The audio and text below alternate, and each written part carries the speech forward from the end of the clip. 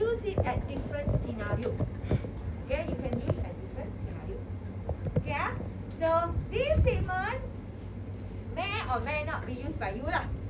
Okay, but some of you may want to represent something in your state lah, in your Z schema later. So you may need to show using statement sense.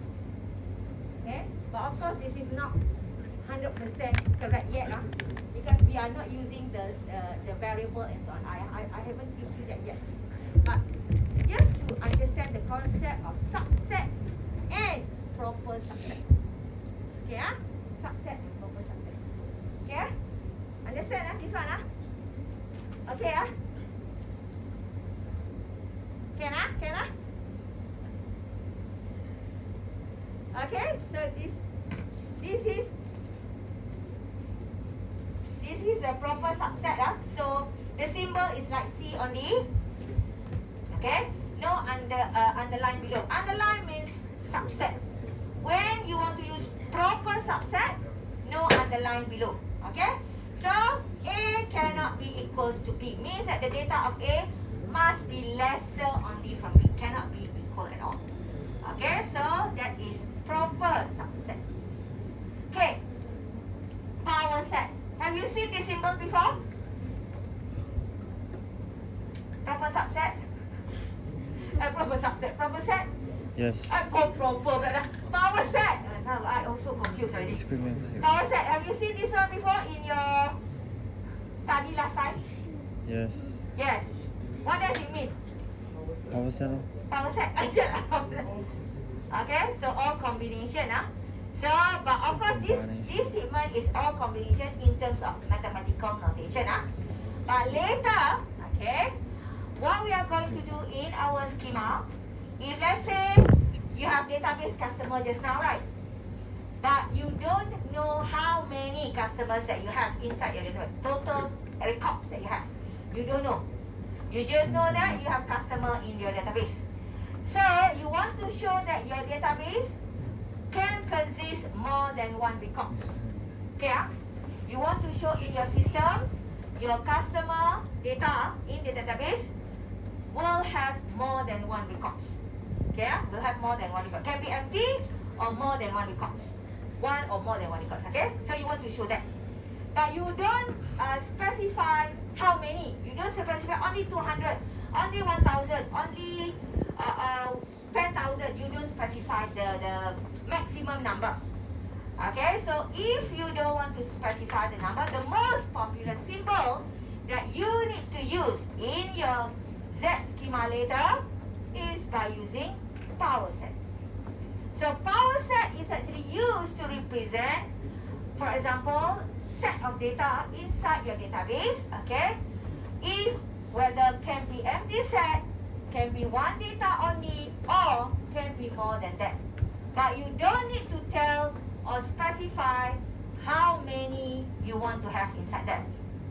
Okay, for example, when the customer, you want to register new customer, you don't need to check with the set maximum records that you have. If let's say you say 1,000 only, if exceed 1,000, then you cannot have anymore.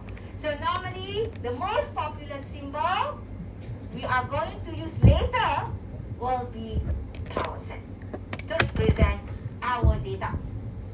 Okay, if you want to have, like just now I show you Allen City, there is more than one record already, more one data already. So to represent the data, okay, let's say I go to this one. Let's say this one, more than one data. So rather than I use this whole thing, I can show this as let's say more than one data. So how to show that? Actually, I can have name my variable. I can put it colon.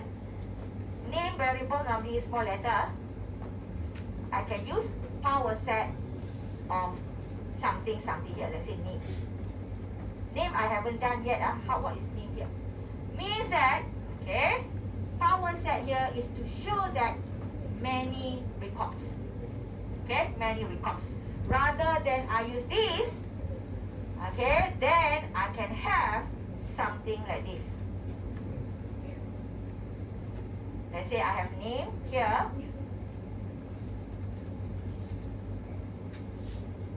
Is defined as this. Let's say I have this. Okay, then rather than I have this statement, then I can have. Okay, so this is using variable now, a little bit of variable already, yeah. But don't worry how I declare later, we will see. But rather than you have a list of records there, listing for you inside curly braces. Now, later when you learn about variable declarations and so on, you just use the variable. Okay? But power set, I just want to explain about power set, is to represent empty set, one record or many records. Okay, so now I have many records here. So it's actually, you need to show by power set. Okay, by power set. Okay, so that is actually, later you will use something like this. You are not going to use like this, mostly. Because in your database, you may have many records. So you are not going to list one by one. Let's say you have 200, how are you going to list 200 here? So normally we are not going to use that. We are going to use variable to represent that. Okay? Yeah? So, power set, Another one, other than power set, is finite set. It's same as power set, same. The finite set is the same as power set. Just that finite set, normally some people want to use, let's say, seat inside the bus, for example. You have 40 seats. 40 seats. You know, every bus in your system can have 40 seats only. For example, or classroom, for example, tutorial room. Each group maximum, your tutorial maximum 24. Maximum 24, each tutorial group. So if every bachelor tutorial group cannot exceed 24, rather than we use power set, we can also use finite set. Okay, because you know the exact only. You know the size only. You are not going to exceed from there. So you know the size, rather than you use power set, you can use finite set. But the concept is the same. Normally for me, I am lazy to think about that. Normally I will just use power set. So general, because power set is general for all. Okay? So if you feel that you don't like to use finite set, straight away you just use power set. Okay? So no need for you to worry about the size and so on. Because when you do system, okay, you want to have maximum, then you can do something else from that. Rather than use finite set, you can set a value, a maximum value. Okay, then you use that to do it. So you can use your variable power set. No need to use finite set. Okay, but the same thing happen for finite set and power set. You don't have to worry whether you use finite set or power set. You can, whatever that you do will be the same. Just the symbol P and F only. P normally used for general. F be specific a little bit. That's all. Okay. So for both finite set and power set, if you want to check, people will ask you, hey, how many customers you have in your database? Something like that.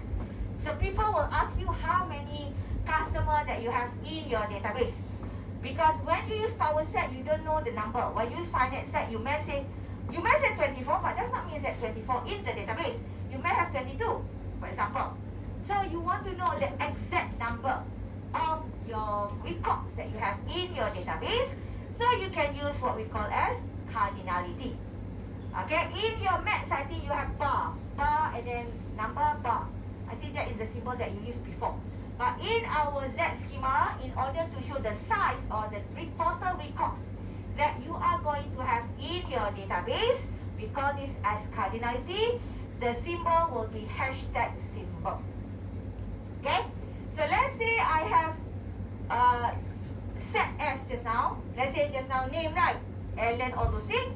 So if you go to that, I will have, let's say, Ellen, how many? 4 or 5 records. So the answer will be 4 or 5 according to how many set that you have inside that. Okay, so let's say I have 1 to 4 here. The total will be 3. Okay, it's actually how many records that you have inside the set there. How many data that you have inside that. Okay, so if you go to the just now, this one, let's say I use hashtag name. Okay, my answer will be 1, 2, 3, 4, 5, 6. So my answer will be 6.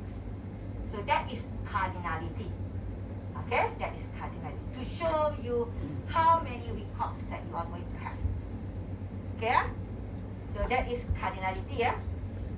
Okay, the next one, the next symbol, infinite set. Okay, this is the one that you have to remember, okay, to use with your number. Okay, so in Z schema, we are following the original SPI-BZ, okay. We need to use only 2 infinite set only. The rest we cannot use. The rest we cannot use. So we can only use either N or Z. Okay, N is actually 0 onwards, whereas Z can be positive or negative integer. Okay, other than that, let's say you have price 19 ringgit 50 cent, cannot show as decimal. Okay, you must show either N or Z only. You cannot use Q, you cannot use R or A and so on. Cannot. So remember, even though in our Microsoft Word there is Q, there is R and so on, the only 2 type or set that you can use to represent number will be N or Z only. So I will not see Q or R inside your schema later. Cannot see. So the only data, even though you have let's say weight or price, whatever, is all totally like decimal points, you cannot represent that. You have to think like integer only.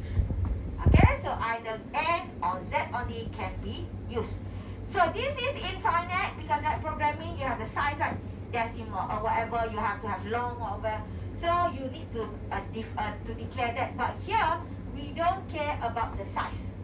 1 million, 2 million, we don't care about that. We just say that it's infinite set, you can represent any numbers. Okay, so we don't care the maximum value, we don't care about the minimum value and so on. No. Okay, so we just say infinite set. So we don't care about the size because this is not the programming yet. This is not programming. So we will assume any numbers, integer number can be accepted in our system. Okay, decimal we cannot represent. Remember, only N or Z can be used in our schema. Okay, equality. Okay, this is the one that you want to compare, you want to assign, whatever. You use equal symbol only. Okay, no need to use double for comparing and so on. No need, just use equal. Not equal, you have to use, not equal means this one, this symbol, not equal. Okay, so you have to use this symbol to represent your statement inside your Z later. Okay, that is equal. Arithmetic operations, normally no problem. Plus, minus, times, no problem. But because we are using N and Z only, for divide, we have to use the keyword div. Okay, for modulus, to get the remainder, you use MOD. Same as your tutorial 1 last week. Okay? Okay, so you have to make sure that you use these 2. Plus, minus, no problem. Times, no problem. Okay, just that this one. Okay, this divide and modulus, because this is only for integer. These 2 are only for integer. For real, actually R, if let's say you go for other how to say system, we can use the equal symbol that one. But for us, because we are following SPI-BZ, we are not we cannot use R. We cannot use R. Okay? So union, intersection, all these things. I think all of you know what is union. Okay, union is combination of both. So normally, when are you going to use union? When you want to add customer just now. Okay, you have 50 customer. Okay, so now you want to add another customer. The customer does not exist yet in your system. So you want to add the customer to become 51. So when you add the customer, you use union symbol. Okay, you want to add the customer, you are going to use union symbol. Okay, for the intersection, normally you want to show something that in your condition and so on. Let's say those who occupy the bed cannot be on the waiting list, right? Those who occupy the bed cannot be on the waiting list. So means that bed intersect with waiting list must be equals to empty set. You understand tak? For example intersection bed So you can say also those who occupy the bed and intersection.